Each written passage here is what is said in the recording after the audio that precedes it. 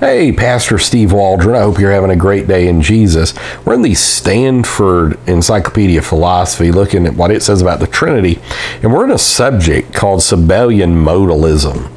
So there's a lot of different understandings of what Sabellianism is because history is written by the victors and they burnt all the writings or otherwise did away with the writings of Sabellius. A great new book is History of Sabellianism, written in 1696, but just recently translated from High Latin into English that you can get at various places. Try Amazon by Christian Wormio. Let's get started here.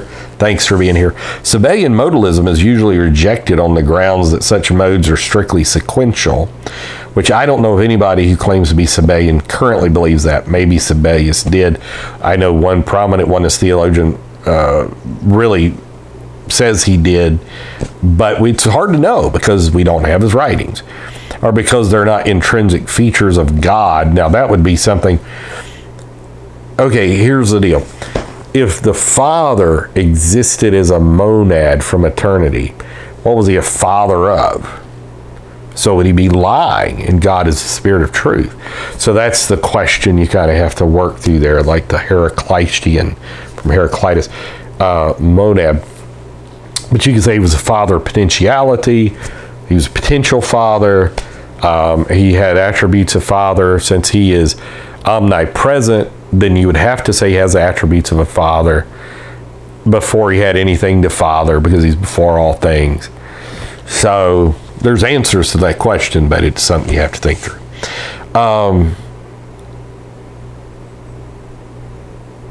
Or because they are intrinsic, but not essential features of God, that it would not be essential for God to be a Holy Spirit or the Son or the Word. And that's another big battle. A lot of times, one-self Trinitarian models and oneness Pentecostals kind of, and even oneness people that aren't Pentecostals, there's quite a few of those out there and have been throughout the centuries, overlap, but it would be the word Son Word.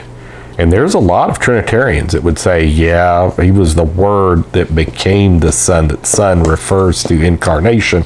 There'd be others that would vehemently, James White think, and object to that and say it has to be the eternal generation from origin adumentius, even though really nobody ever knew about it till the 3rd century AD. The first aspect of Sabellian modalism conflicts with episodes in the New Testament where the three appear simultaneously, such as the baptism of Jesus, which we've gone over ad nauseum here. That it's just, that's omnipresence. It's Nehemiah 9:13, on and on. The last two are widely held to be objectionable because it's held the doctrine of Trinity should tell us about how God really is, not merely about how God appears, or because the Trinitarian doctrine should express some of God's essence.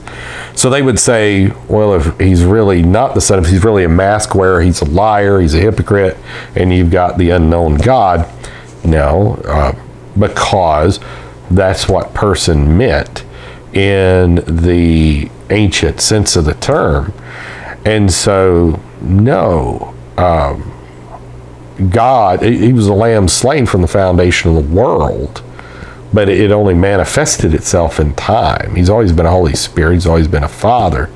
So that's really, it's easy to beat up straw men, set Scarecrow on fire, but it's another thing to come let us reason together.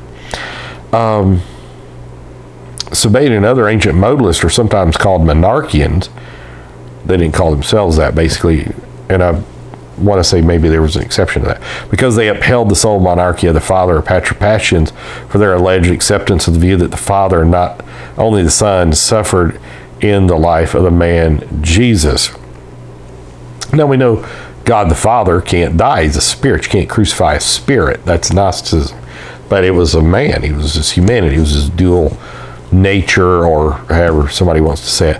While Sabellian and one-self theories were rejected for the reason above, these reasons don't rule out all one-self Trinity theories, such as one's positing the three as God's modes in the sense of his eternally having certain intrinsic and essential features. And see, I'm just going to tell you, that's really close to oneness. We just don't believe in individuation, and we don't believe in perichoresis, and Circumcision was the Latin term I was searching for earlier. So God bless. Let's just love Jesus. Let's ask God to help us. Flesh and blood hadn't revealed this to you, but my Father which is in heaven, Jesus said to Peter. God bless you. We love you. Talk with you later. Check out all our videos. Subscribe. Hit the bell notification. Put it on social media. Let's talk about it. Bye.